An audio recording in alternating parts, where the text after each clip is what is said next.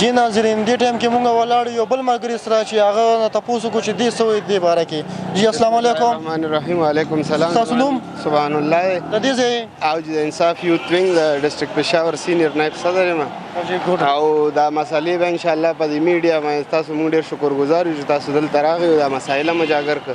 مونږ خو ان شاء الله اوس یو نوی پاکستان مخ ته روان یو. دا چې کوم احتساب شروع د بادشاه نه ان شاء الله کله چې بر لیول نه احتساب شروع شي د لاندې بیروکریټس وزیر اعلی او گورنر دا خو بیخي اړ اسماني نه لري ځکه چې بادشاه گیر شو. ان شاء الله نوی پاکستان ته روان یو. هسپتالونو کې تبدیل راغلی ده. زموږ سکولونه سولر شو. ان شاء الله چې ټول سرکاري سکولونو نظام داسې شو چې پکې قرآن لازمي شو او ان شاء الله چې زموږ منشور او مینیفیسټو دا ده چې موږ عدالتي نظام هم ټیک کوو. زموږ عدالتي نظام کې هم خامیانې دي ځکه چې موږ په یو شي سټینډ والو عدالت د طرف هغې ته کلین چیټ میلو شي یا داسې چې کوم ډسکوالیفای شي هغې بیا راولي عدالت. نو ان شاء الله د پی ټي آی په منشور کې دا خبر هم ده چې عدالتي نظام به ټیک کو. بل زموږ د علاقې خو ډېر غټ مسایل دي خو په هیلث او ایجوکیشن کې دلته اړو کار نه دی شوی. از پی ټي آی صدر زه خپله دا کومه چې دلته په هیلث او په ایجوکیشن کې نه سکول جوړ دی او نه بایجان هسپتال کې داسې کار شوی چې خلکو ته سهولت میلو شي. مونږ ټول خلک ځو جنرال هسپتال ته بخار کې مونږ ته ډېر سخت تکلیف وي. لہذا آر ایچ سی یا رورل هیلث سنټر یا کیټګري ډي یو هسپتال مونږ ته پکار دی چې دا ټول چې کم رورل ایریا ده چې دا ټول مستفید شي او زموږ د کلو ته فایده ورسوي. ان شاء الله مونږ یو نوی پاکستان یو ښه پاکستان طرف ته روان یو. پی ټي آی څومره کارونه کو په دې علاقه کې دې باره کې تاسو وایي؟ یاره پی ټي آی خو ان شاء الله ډانچه جوړه کله چې ډانچه جوړه شي که نه او مضبوطه ډانچه جوړه شي نو نه څوک کرپشن کوي نه څوک غلا کوي. لکه پولیس ته تاسو ګورئ ډانچه خو د ډېر وخت نه روانه جوړېږي دا به کله ختمېږي؟ خامیانې وي. دا چې قانون سازیان یو شو د سود قانون سازي شو څوک سود نشي کولی. دا سودخور ښه بیخي پټېږي.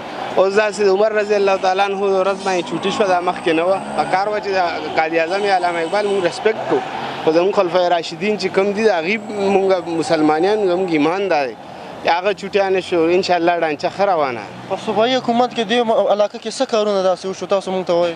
په صوبایي حکومت کې خو اول دا چې کوم دا بس ریپیډ بس دی دا یو ډېره غټه منصوبه شوه. فلای اوور شوې.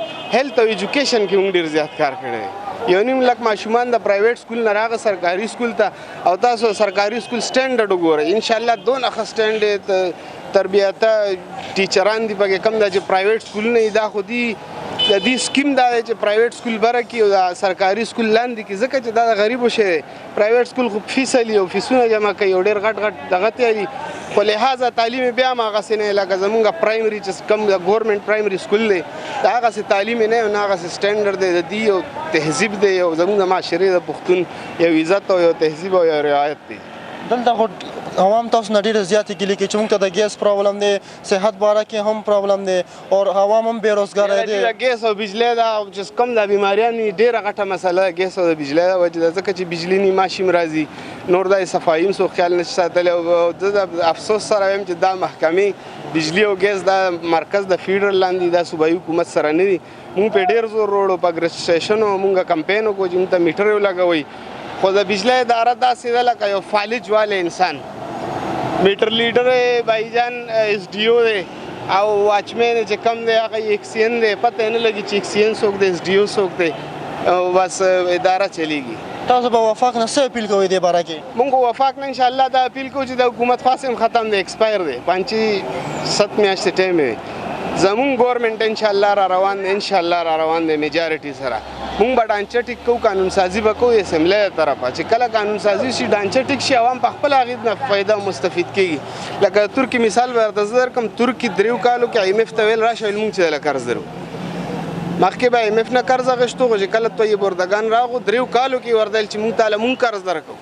د چاینا مثال دی 3 میاشتو کې چاینا چې کم د 300 منسټران وزیران پانسي که په کرپشن باندې مونږ دا قانون غواړو چې کم منسټر ایم ان ایم پی چې کم دا دی کرپشن وکړي چې دی پانسي کړي. ډېره مننه صدر صاحب تاسو مونږ له دونه وخت راغو شکریه مننه.